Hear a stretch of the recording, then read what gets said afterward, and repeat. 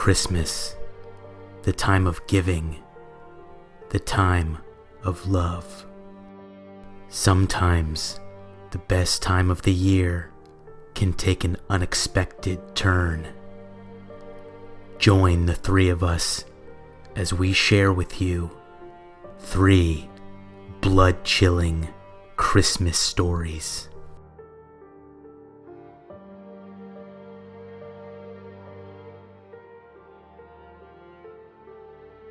This happened to my sister when she was 13 years old.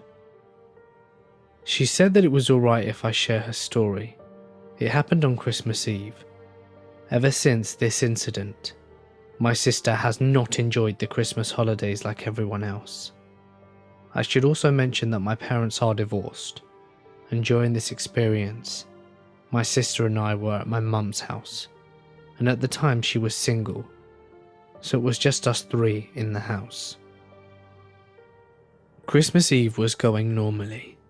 We were listening to Christmas songs, making cookies for Santa, and my sister and I were attempting to wrap our presents to our cousins. It got quite late, and we were all excited to go to bed.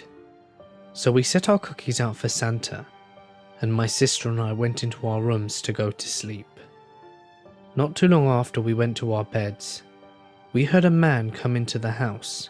He was talking to our mum, and it sounded normal, like a non-threatening conversation as far as we could hear, and our mum definitely invited him inside. After we heard them talking, they eventually became quiet, and I heard nothing else until the following morning. My sister's night went differently though. She says that later in the middle of the night, she awoke and saw the man standing in her room, going through her dresser drawers. She was terrified and didn't say a word. She said that she assumed the man was looking for her underwear, but wasn't positive. After watching him for a few minutes, she says he turned around and walked towards her. At this time she closed her eyes and pretended to be asleep out of fear. My sister says that she just lay there. She could hear the man stop next to her bed, and for the longest time she could hear him breathing, and that she could just feel him looking down at her, thinking that at any second he might touch her. Thankfully he never did. She says that he must have stood above her for at least 10 minutes before he finally left the room. The next morning I heard her crying, and my mum comforting her. We found out that he was a man my mum was seeing, and he must have left her bedroom in the middle of the night when she fell asleep. Needless to say, my mum called the police, but nothing ever happened to him. It still scared my sister to death, and on every Christmas Eve now, she sleeps in my mum's room.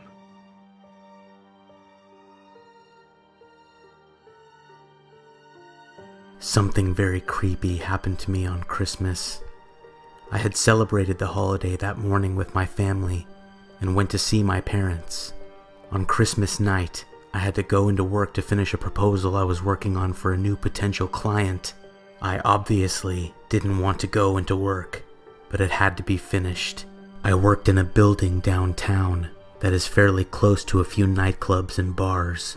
My office is on the 23rd floor, and in my position, I have an office, but most of this floor is filled up with cubicles in the middle.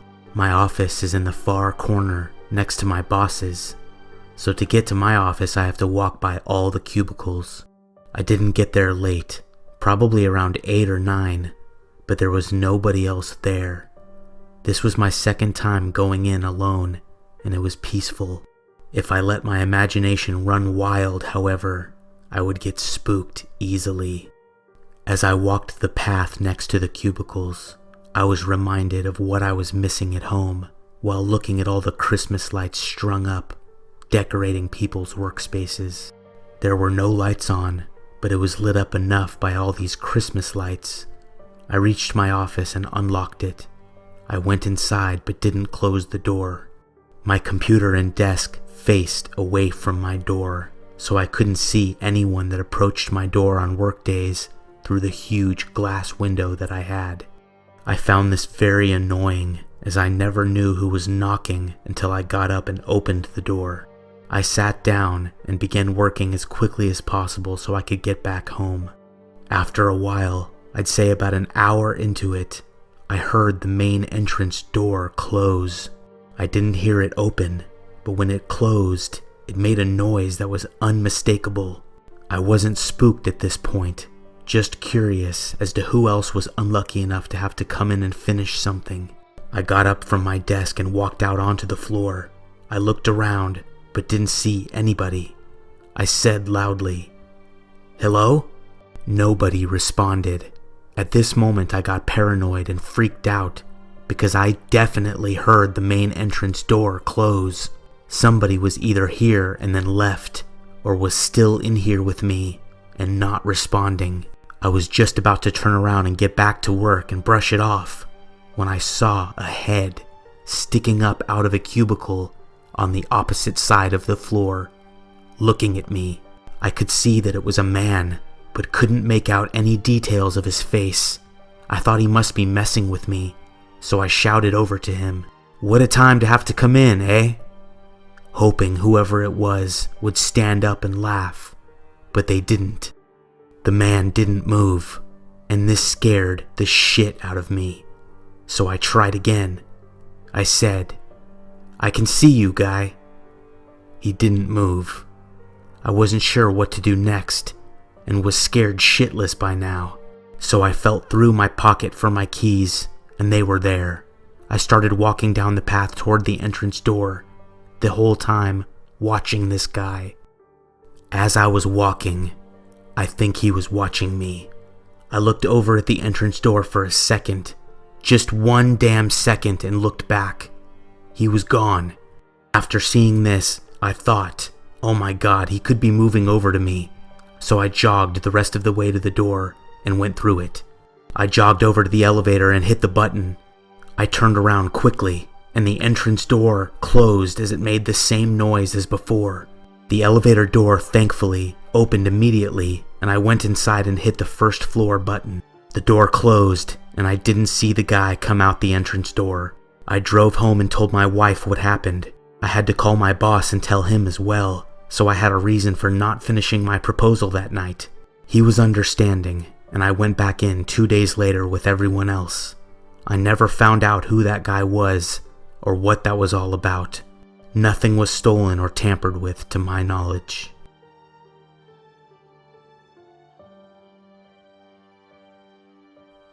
Hello everyone.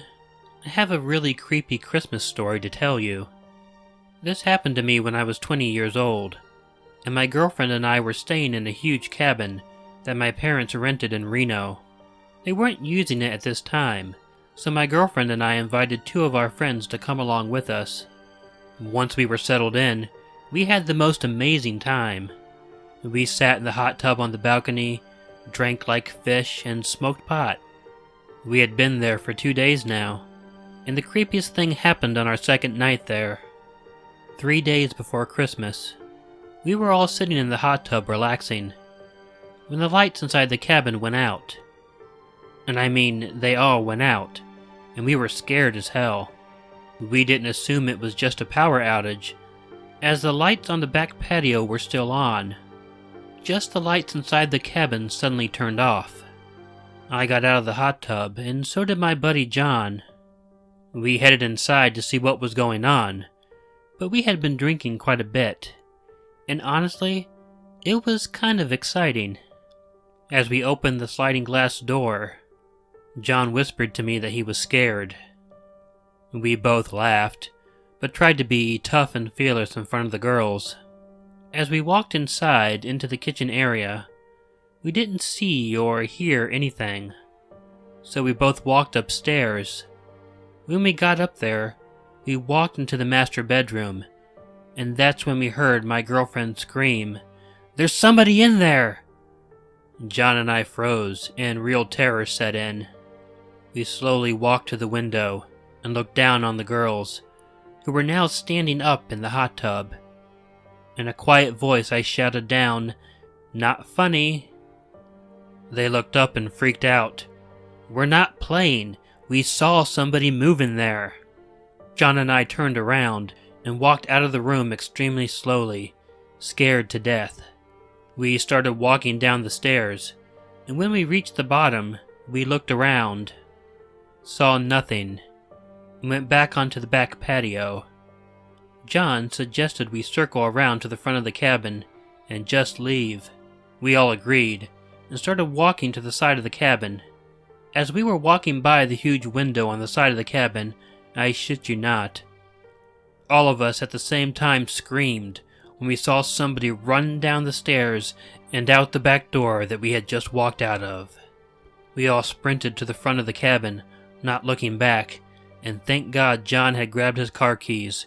We got inside and backed up down the driveway, which was steep as hell. It was snowing, cold, and completely dark. This whole experience was a lot scarier than it sounds.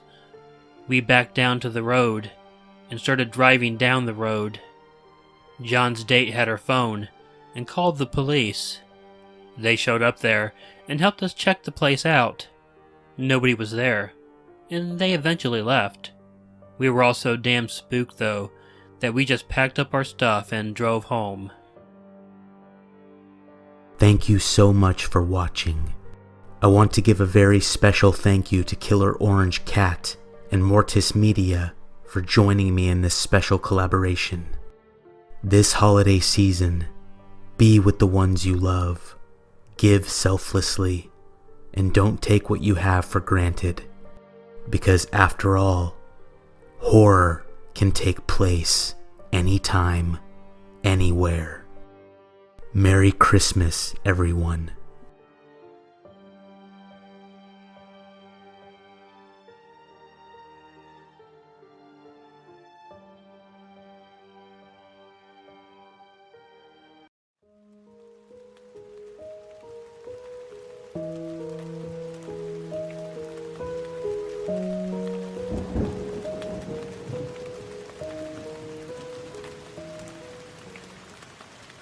Welcome. Quick reminder before we begin, there's only 3 mid-roll ads in this video. One after story number 1, one after story number 2, and one more after story number 3. I always put minimal ads in my videos so that we can get them out of the way quick and you can enjoy the rest of the video ad-free. My video will be recommended to more people if you do me a huge favor and hit that like button for me. If you're new here, don't hesitate to subscribe and introduce yourself below. Now, let's begin.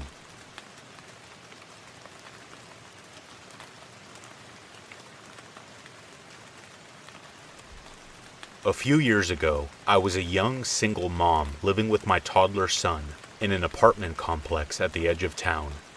I was working a crappy full-time office job to pay the bills and get us back on our feet after divorcing my son's father. This is a small northeastern town where little to nothing ever happens, but when something does, it is big news. That is why everyone was buzzing when I walked into work one day and I asked what was going on. My coworkers informed me that someone had managed to escape from the psych ward at our local hospital and the authorities could not find him. I would have just shrugged this off, considering that does not really happen outside of a horror movie, but my coworker showed me a news article with a photo of someone that looked very familiar. I recognized the guy that had escaped, as he and I had gone to high school together several years prior. We were not friends, not even acquaintances really, but I remembered him as being an athletic, popular guy from a wealthy family with lots of friends. I skimmed through the article that explained that he had been involuntarily committed and had somehow managed to leave the hospital. He had been gone for a few hours before someone raised the alarm and the authorities were asking the public to keep an eye out, but be careful, as they did not know of his mental state. I shared with my coworkers that I knew the guy told them I remembered him as being a normal, happy kid. But of course, things can change over the years. One of my coworkers piped up and said, "Hey, they think he was spotted heading towards Creek Road. Isn't that by your house?" This gave me a pause. That was by my house, but honestly, did not really bother me much. Surely, he would have kept going to avoid detection, as I lived less than a mile from the hospital. I shrugged it off, went to work, and forgot about it for the next few days. I went into work and heard my coworkers discussing the escaped patient again. They caught me up on the story, letting me know evidence was found that he had broken into the house of someone he vaguely knew, slept in their attic for a day or two, and then left. He was spotted leaving the property, but was long gone by the time the police arrived. I went to my desk and Googled his name, immediately pulling up several news articles. What really caught my attention was not that my coworkers had told the truth, which they had, but that the house he broke into was right next to mine, 2 streets away from my apartment complex. I mentioned this quietly to my coworkers, one of which replied, "Whoa, wouldn't it be weird if he broke into your apartment to hide?" He laughed and went back to work. I laughed too, because that was absurd. He certainly would not remember me, and would not know where I lived, but the thought did spook me just a little bit. Anything was possible, right? That night I returned home with my son. We had dinner, I gave him a bath, and put him to bed, as was our regular routine.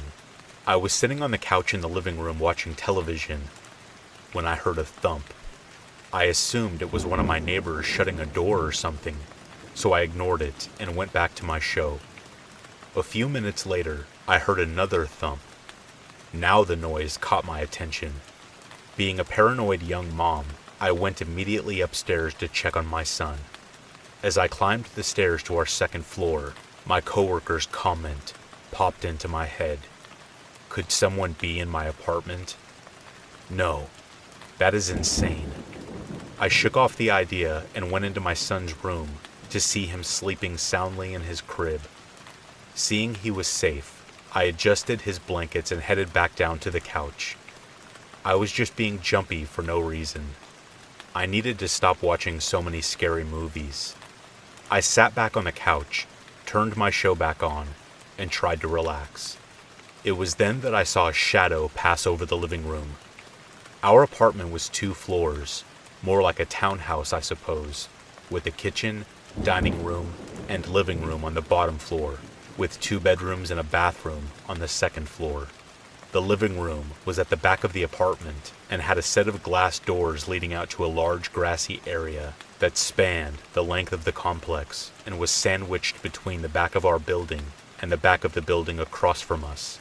It served as a backyard to all the residents. Anyway, I had some long, sheer white curtains covering the glass because it freaked me out at night to have them uncovered. I turned my head and once again saw a dark shadow glide across the window, visible through the sheer curtains. The logical part of my brain said that it was just someone walking their dog back there, but then remembered the entire complex had a no pets policy. This, coupled with the realization that I had literally never seen anyone walking out there in the year that I had lived there, made my heartbeat pick up a bit. I had my coworker's comment in the back of my head as I watched the shadow pass by the doors again, slowly, as if it were pacing.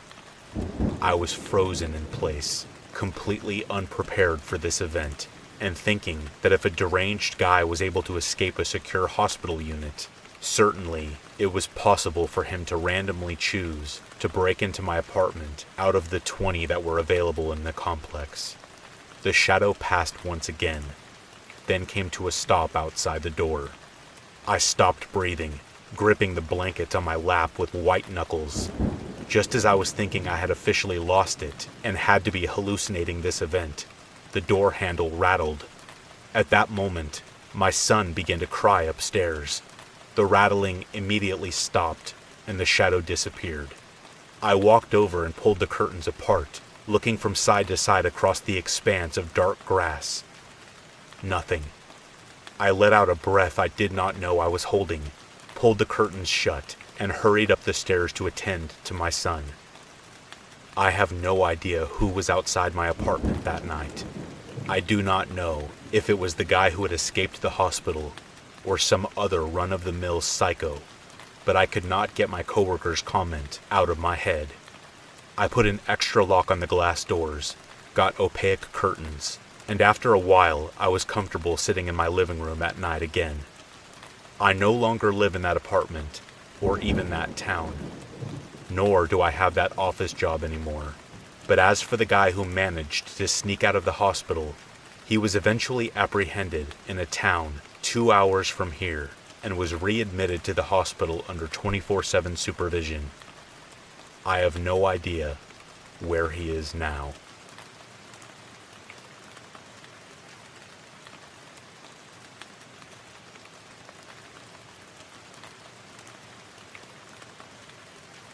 This happened when I was 14 and my friend David was 15.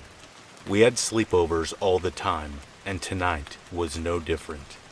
His parents weren't home, so we were being as loud as we wanted in the den, playing video games and having music playing loudly, while eating an unhealthy amount of junk food. I'll skip most of the details in order to keep this story on the shorter side.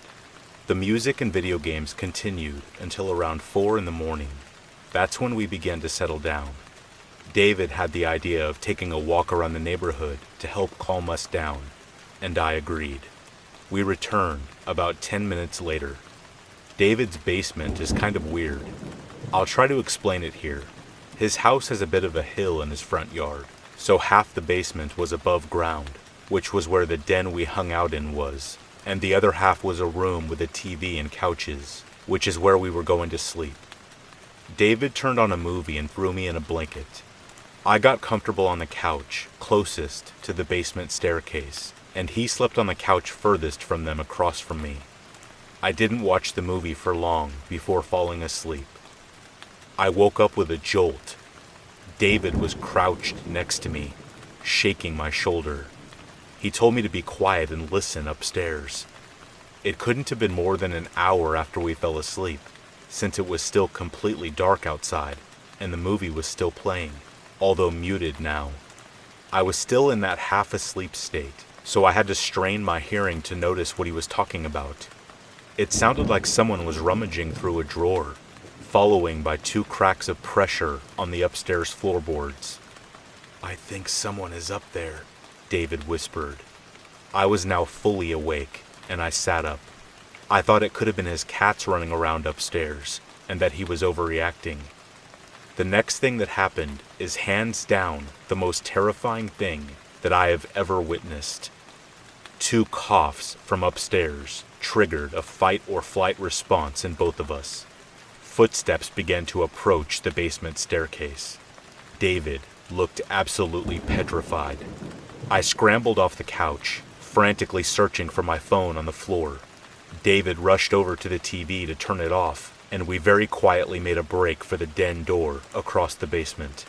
We passed the basement staircase, but I didn't even look to see if anyone was there. David swung the old door open, and we sprinted across the street to hide in the neighbor's bushes. David called the police while I watched the windows in the front of his house. Despite the darkness, the scant moonlight provided just enough for me to notice a tall silhouette moving in the huge living room window. David told this to the dispatcher, and they said police were en route. It felt like we were waiting for hours before the sound of police sirens wailing pierced the night. A pair of squad cars barreled down the cul-de-sac and pulled up in front of David's house. We ran over to the officers and told them everything. 2 officers went inside to search the house. The 3rd officer searched the yard and surrounding areas, while the 4th officer stayed with us. He asked us questions you would expect, like did we see the person? How did we know that someone was inside? Did we know if anything was taken? Stuff like that. We knew very little, just that someone was inside the house.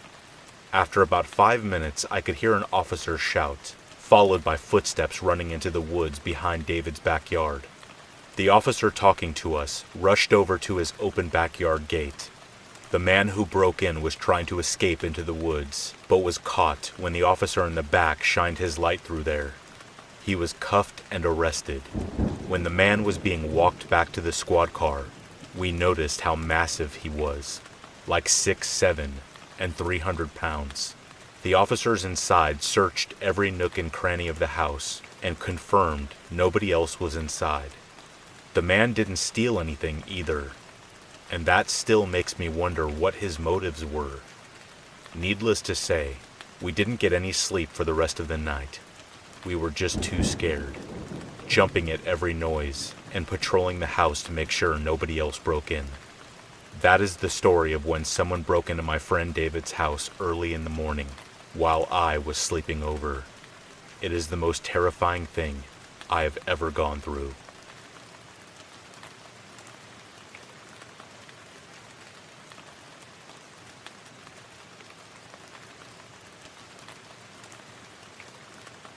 On one night, I decided to go for a walk.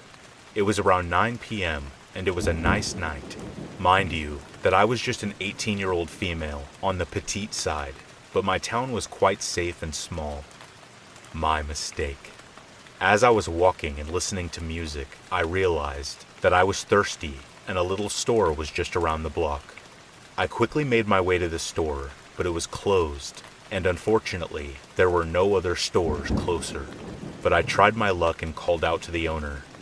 Usually this store would close around midnight, and I found it very strange for it to be closed at this time.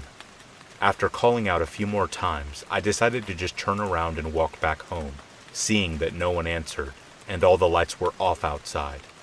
Just as I turned around to walk away, I heard a door open behind me, and I turned around with the hopes to be able to buy some water.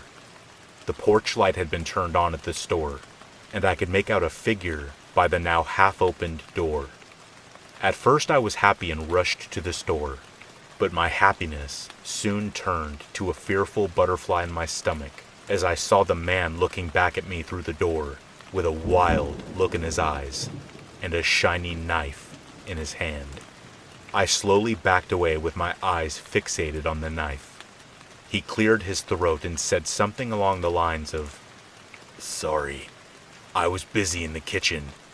As soon as he spoke, I calmed down and thought it was okay, and so I gave him money for the water.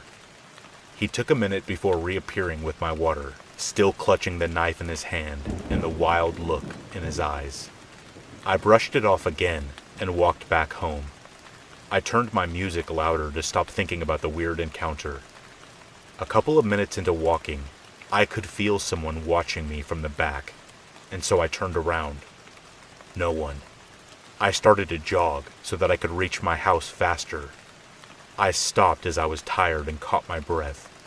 As I opened my water bottle, I tugged on my earphones, and just as they fell to the ground, I heard running behind me, and just as I turned to look, about 10 feet from me I could make out the shiny knife and the man from the store. As tired as I was, I ran. I ran as fast as I could. I could feel him closing on me, but he must have tripped because I heard a loud crash on the ground right behind me. I made it home safely, and my parents called the police. A few days later, the police informed my parents that the store owner was arrested. He was involved with murdering and the selling of human organs and human trafficking. They found freezers packed with human organs that he had harvested from his previous victims.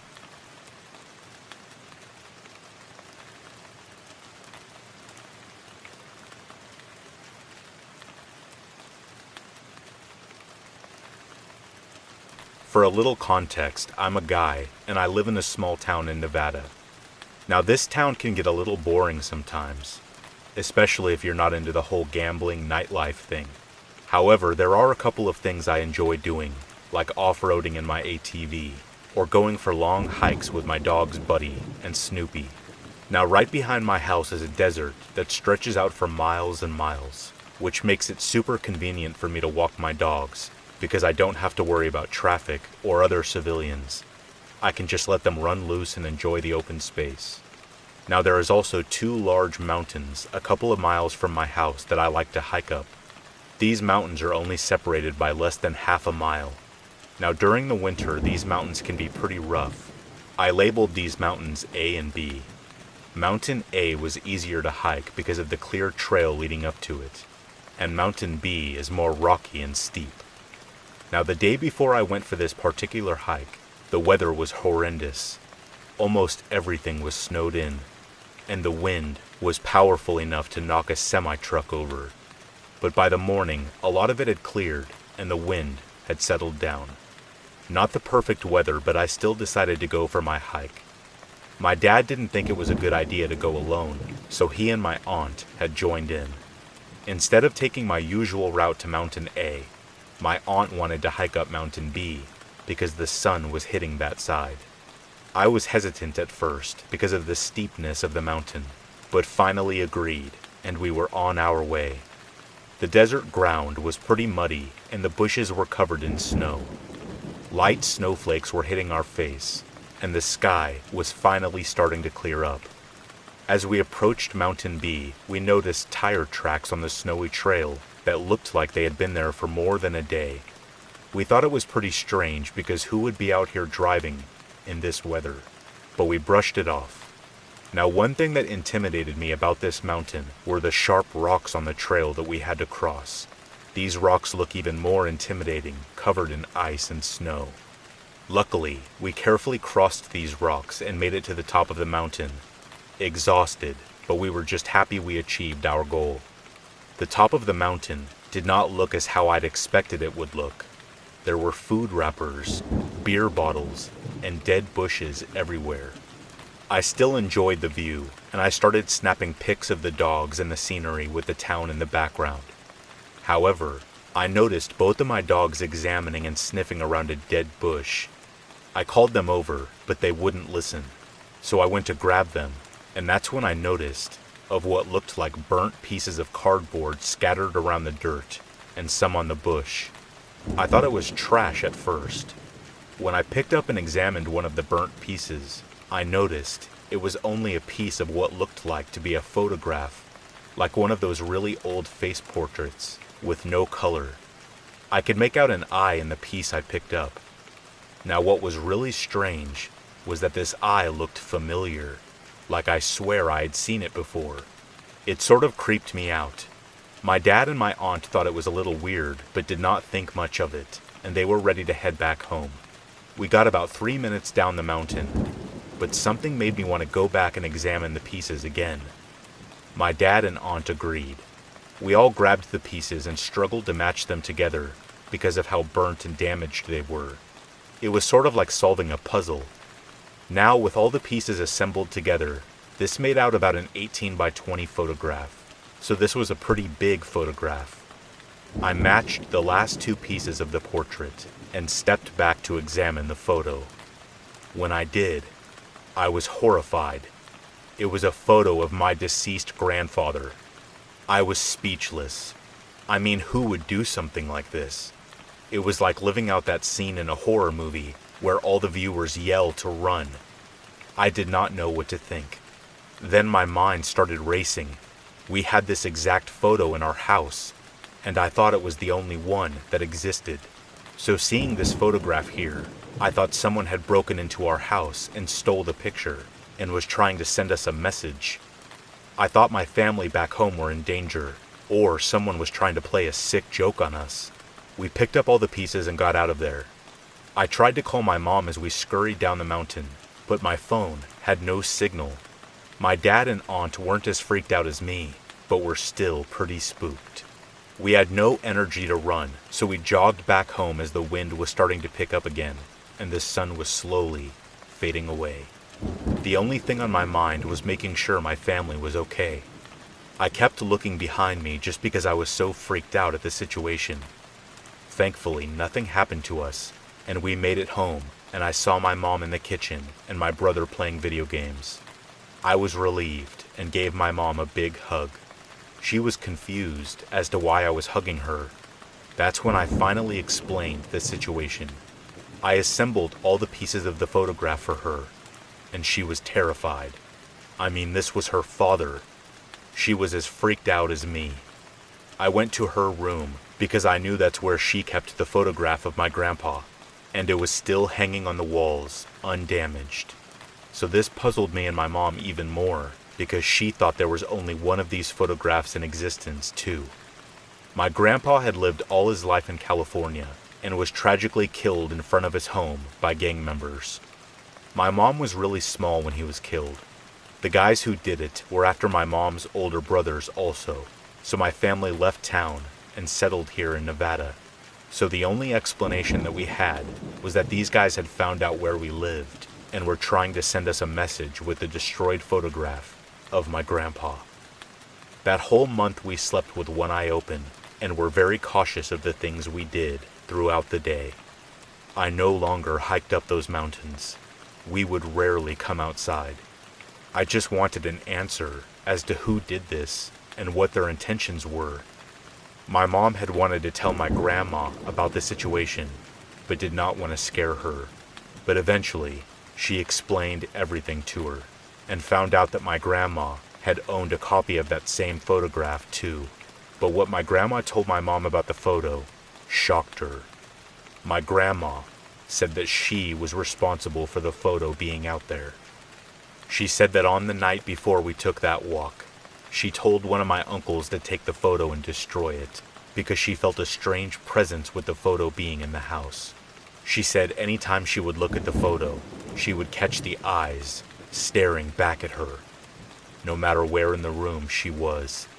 That's why, when I saw that eye from the picture out in the desert, it creeped me out, because I knew I had seen those eyes before. One thing I still sort of question is how my uncle drove all the way up that mountain in that weather, in the pitch black. We told him the story, and he verified it. He claimed that he and his brother went out drinking and drove all the way up the mountain in the dark, and there they tried to get rid of the photo. He said he tried burning it, but the wind was really strong, so he resorted to just tearing it apart with his hands. He said it was really tough getting up the mountain, but had wanted to get the photograph as far away from my grandma as he could. One thing that's still strange to me is how we ended up finding the pieces of the photo, like it was fate. I mean, I never would have climbed this mountain if it wasn't for my aunt. It's almost like the photo had wanted to remain in the family. Like I said, the wind was really strong the night before, and it snowed a lot, yet the pieces didn't fly away. They weren't covered in snow. They were just laying there, all close to each other. It's weird. It's like the photo had wanted to remain together in one piece.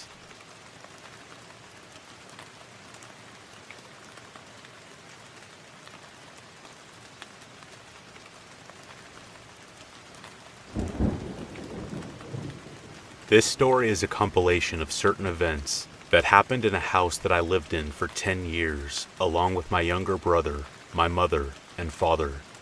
My brother and I were born 7 years apart from each other, me being the oldest. For the purpose of this story, I will call him G. When I was 9 and G was 2, my dad had traveled to another country for work where he would stay for a year. So at home it was just me, G, and Mom. We would often sleep in my mom's room with her, as she never liked sleeping alone, being the scaredy cat that she is. Plus I would get to watch a lot of TV, since it was always on. Mom thought the light was comforting, opposed to the dark room where she would always get too creeped out to be able to fall asleep. In a time when Netflix was not a thing, and even internet was barely a thing, we would have to plan watching movies on the time that aired on TV. So this particular night, around 9 p.m., we gathered in my mom's room to watch a movie. Now keep in mind that my brother is 2, and at this point, he is still getting the hang of crawling. The bed is made, and we're about to get under the covers when my mom and I noticed something missing. Potato chips and Doritos. How can you have a movie night without those? So we decided to sprint to the kitchen.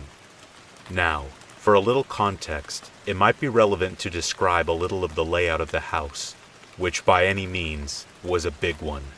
The house had about 30 feet in width and almost 200 feet in length, so it was a fairly narrow but long house. The house itself was surrounded by walls, and even though it was about 10 feet above the street level, the houses surrounding it were even taller.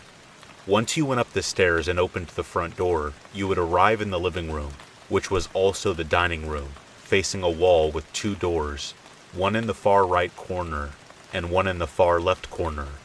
The one on the right was the outside corridor, which led you past all the room's windows. 2 windows on the corridor, and to get to the 3rd window, you had to go all the way to the end and turn left, and that was my parents' room window. The door to the left was the inside corridor. Once inside it, there were 3 doors on the right: my room, my brother's room, and the bathroom. And the 4th door was at the end of the corridor, and facing the corridor itself, my mom's room. The inside corridor directly faced the kitchen's entrance. It was a straight line from my mom's room to the kitchen. Back to the story.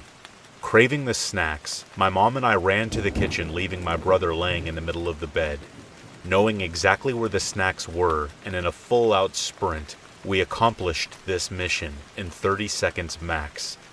But when we got back to the room, confusion quickly struck us hard.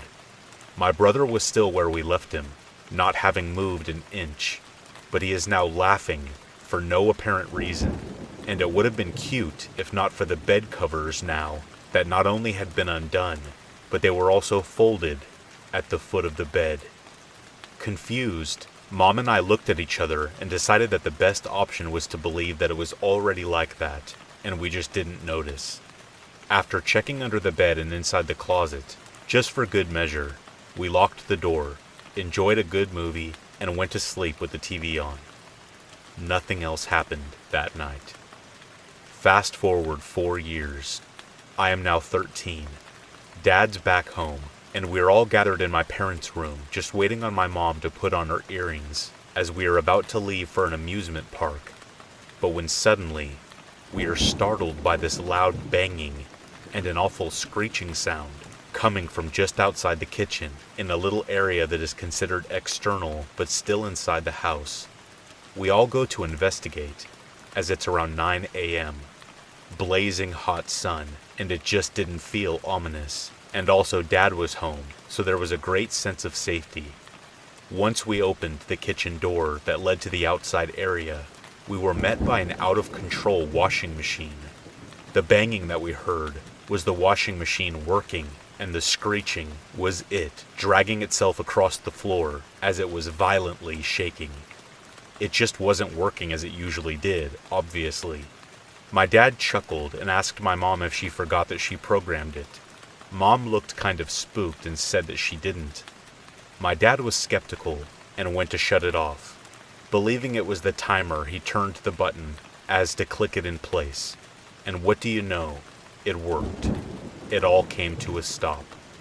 Everyone laughed for being so jumpy and quick to jump to supernatural conclusions. And my dad with that "I'm the man" look on his face now.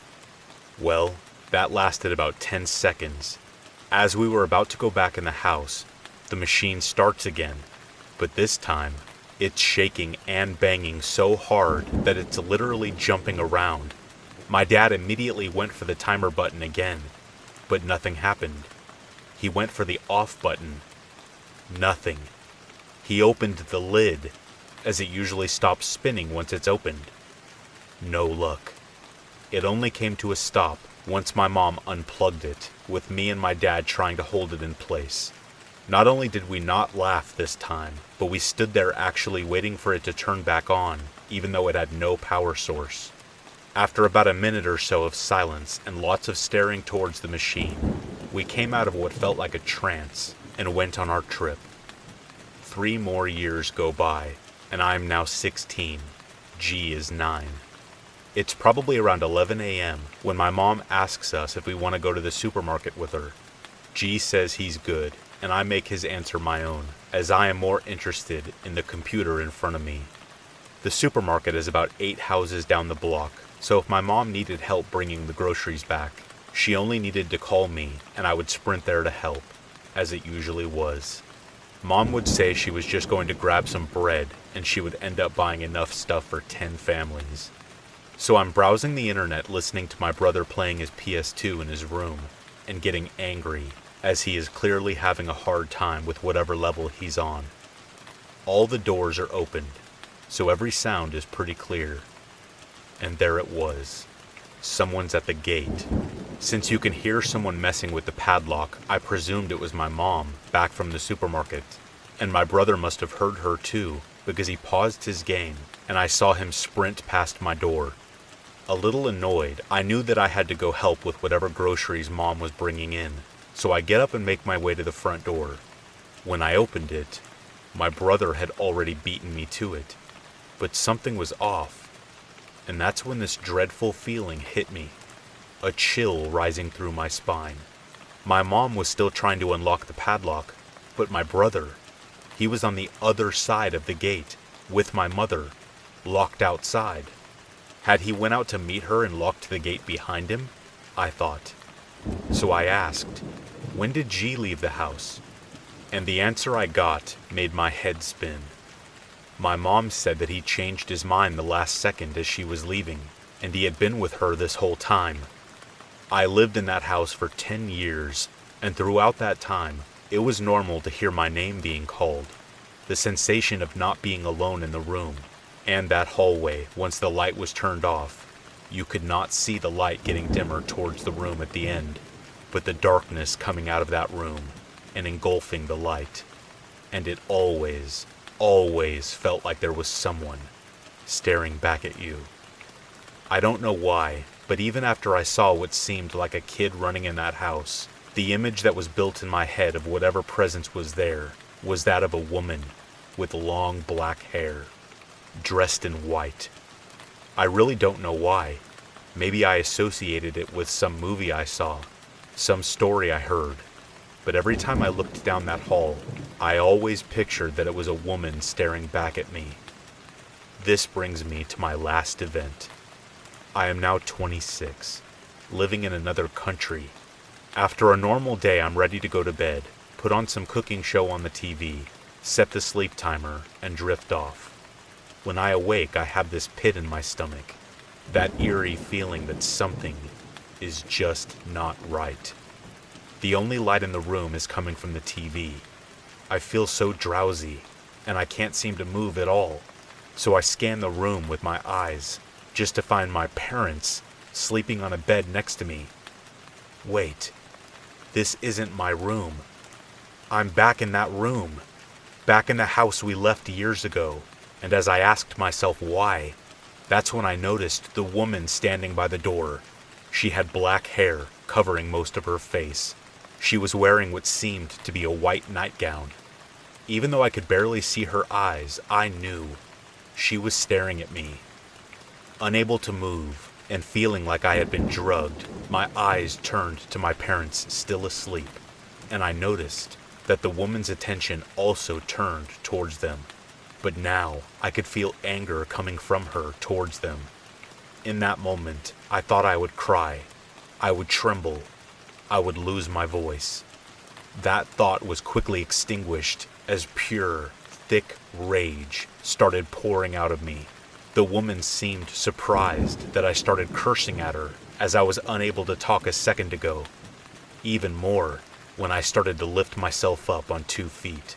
As I charged her, still groggy, I remember thinking to myself in a rageful manner, sleep paralysis. Right. I am the only one allowed in my head.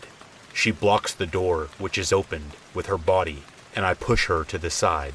As soon as we come in contact with each other, for a second, the rage instantly disappears.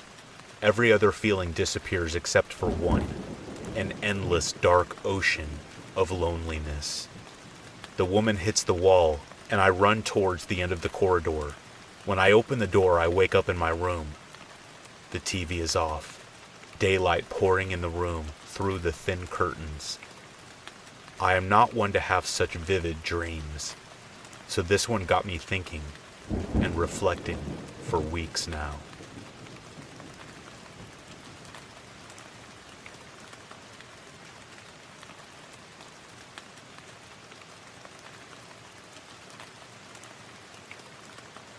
This happened when I was 9 or so. Who can remember exact years?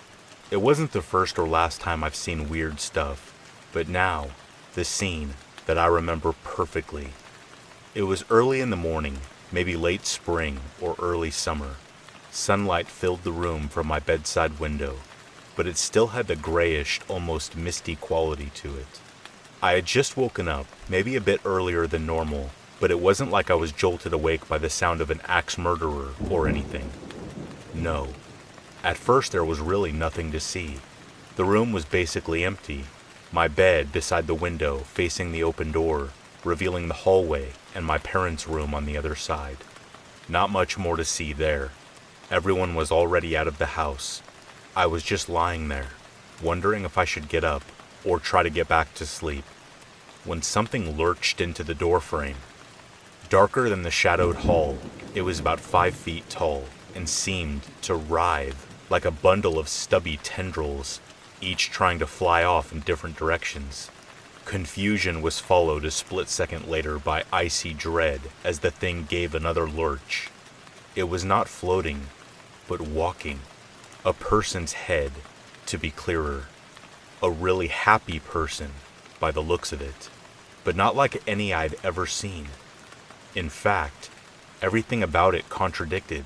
Its general shape resembled a man with an old-style, wide-brimmed hat, but its outline was jagged, like a poorly cut-out paper doll.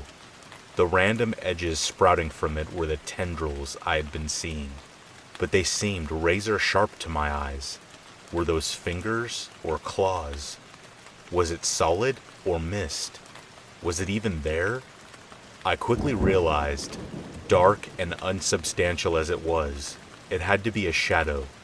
The comfort of this thought was dashed instantly when I realized that something must be casting the shadow. And then again when it finally lurched in front of my parents' room. Because you see, it did not fall from the wall to lie on the floor, and what passed for its feet were clearly visible. It was not some intruder's shadow, small blessing though that was. Whatever this thing was, it was walking upright inside the hallway. Pressure built in my skull as I tried to comprehend what I was seeing. It wasn't just its dark color or the vaguely translucent quality it had that led me to think it was a shadow. This thing was unmistakably flat, yet there it was, skulking around in all 3 dimensions, in complete defiance of logical possibility. There was also the fact that, while it seemed to be grinning, it had no mouth or eyes, merely holes imitating those features. I guessed it would continue to the end of the hall, near my older sister's room, but then it did the single worst thing it had done to that point. It turned. Slowly, with the same lurching quality, its head and neck began to swivel. I might have expected to hear stiff cracking noises, if it were making any sound at all. In fact, everything seemed strangely muffled ever since it showed up. Gradually at first, then all of a sudden, it was glaring right at me. Its head flickered in and out, apparently depending on the exact angle I viewed it from. I was not exaggerating when I said it was flat. I was also not hopeful enough to believe it couldn't see me. I wanted to hide, or maybe stand and try running past when it came inside, but I literally could not move. It wasn't that I was indecisive. I was willing myself forward, but the thoughts just never seemed to reach my limbs. It took a step forward. The spell was broken, and by this point, I was so desperate I threw the covers over my head. Maybe that's the childlike logic of, the blanket will protect me from the monsters, but I honestly don't know that I expected it to do anything other than shield me from the sight of the impending end. It's really surreal to be that age and think that you're probably about to die violently. I imagined it reaching me any second and wondered what it would be like. A cold, tearing stab, like being impaled by a knife, or maybe my flesh would sear away at its smoky touch. But nothing happened. For who knows how long I shivered in my makeshift fort, wondering if it was really gone or just standing there waiting for me to look, perhaps with its horrible excuse for a face hovering an inch from mine. Maybe I wouldn't even know at first, until it shifted position, materializing from nowhere. Either way, this clearly wasn't going to end until I did something, so I slowly lowered the blankets to look out at an ordinary room. The dread was lessened, the chirping birds returning to their normal volume. I climbed out of bed, fidgeting this way and that, constantly looking over my shoulder to make sure it wasn't hiding somewhere with its unnatural lack of depth. Creeping to the door, I took a deep breath and stuck my head out, looking to my sister's room, the main house, and back as quickly as I could. Nothing. Her door was shut, but I wasn't sure that would stop whatever this was. I also slightly preferred running headlong into it than it getting the drop on me again. So I peeked inside. Still nothing. What followed was more of the same. I would look all over the house and the outside yard, expecting it around every corner, under every piece of furniture, or maybe to just burst from beneath my feet. But it never came. I suppose I could have searched the forest, but I couldn't decide whether that was paranoia or tempting fate at that point. Years passed, and I still did not encounter it, though I no longer felt comfortable being in my room with the door open. I'm sure you have a lot of lingering questions. So did I, but they were never answered. It's not like I could call the thing back, or would, even if I could. You may also have suggestions. Maybe it was a ghost, or a demon from another dimension, maybe sleep paralysis. You may feel free to offer your suggestions, but no offense. I hope I never find out.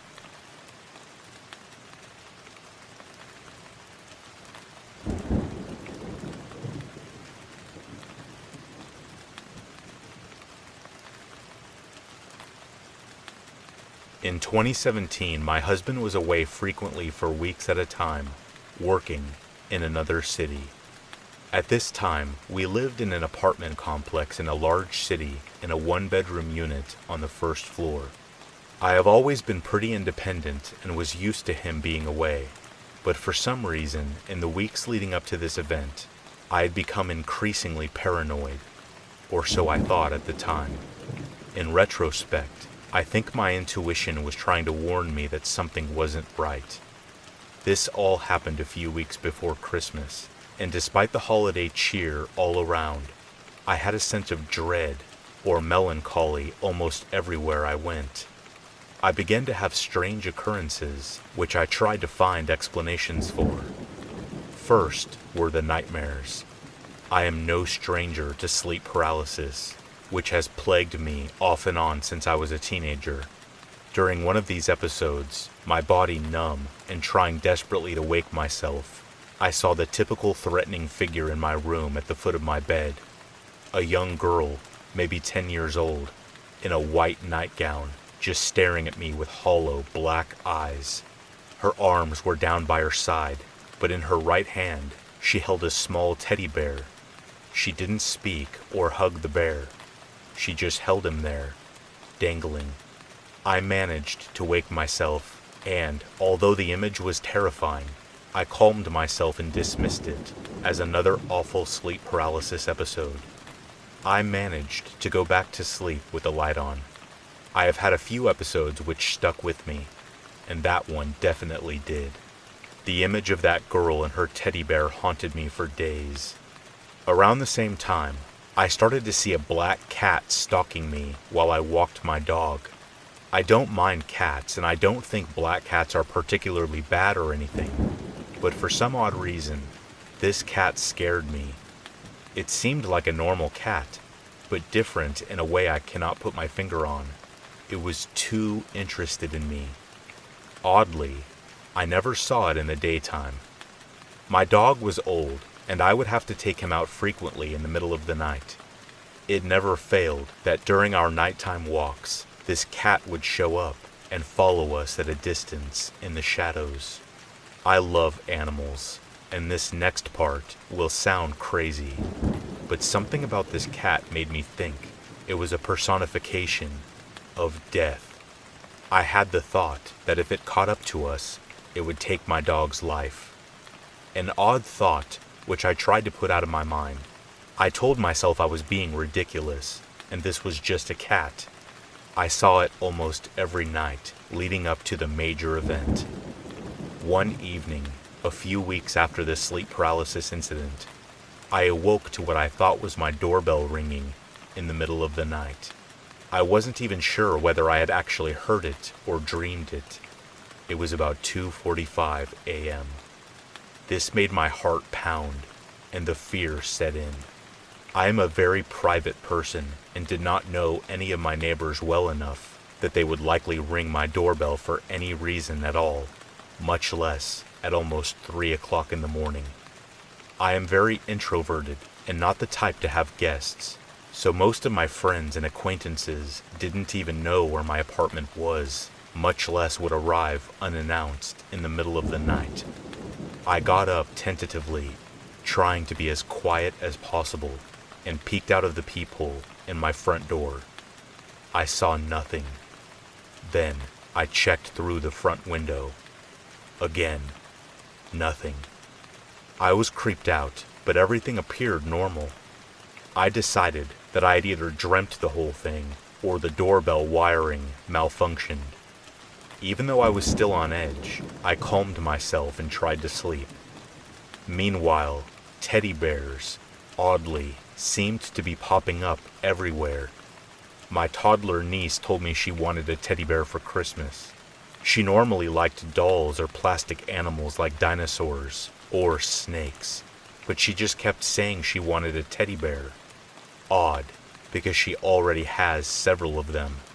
Then, one morning, driving down the freeway on my way to work, I passed a pile of clothing that had been somehow lost on the road, scattered all across the lanes by passing cars.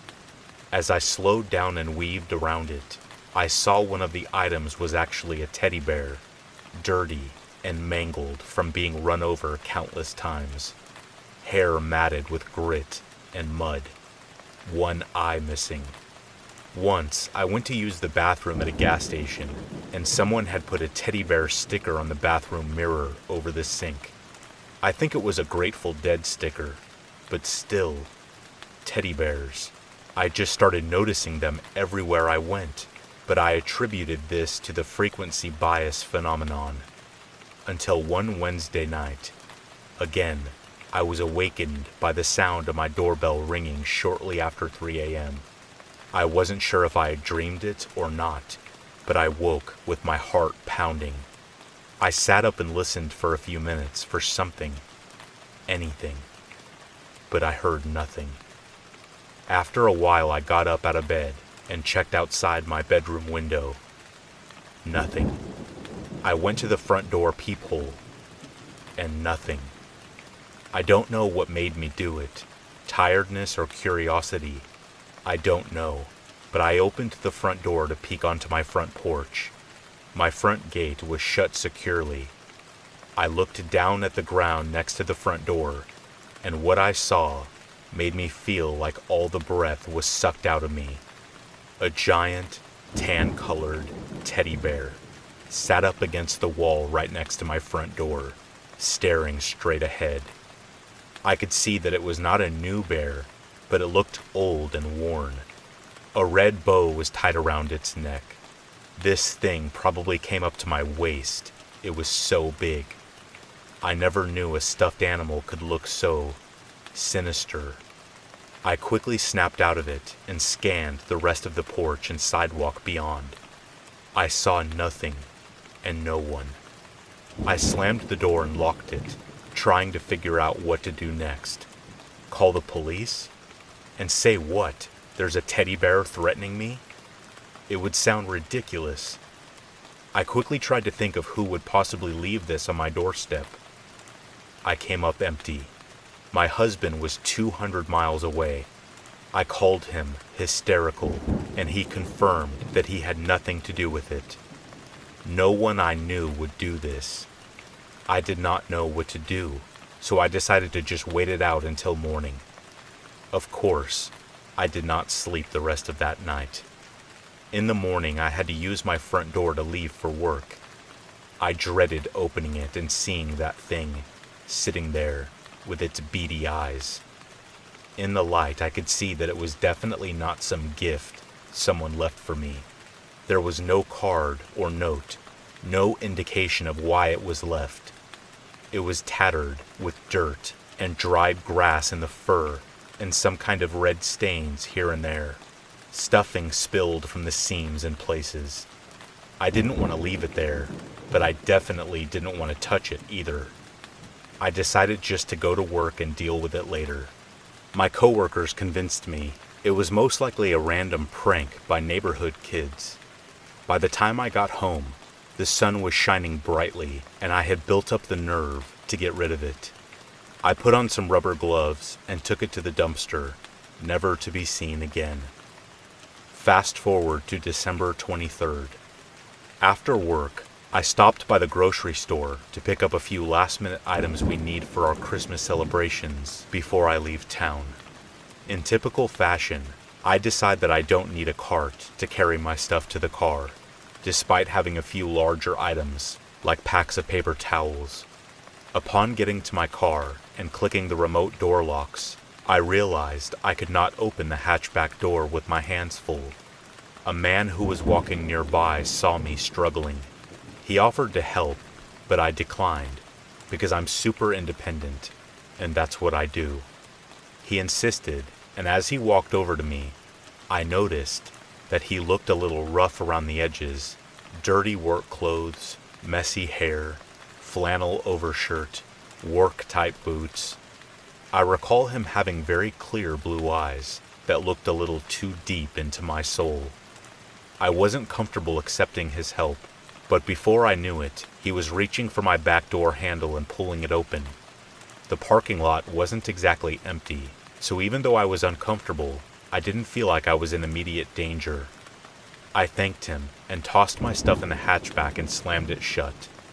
He still stood there, so I said Merry Christmas, have a good night, and started to step to the driver's side door.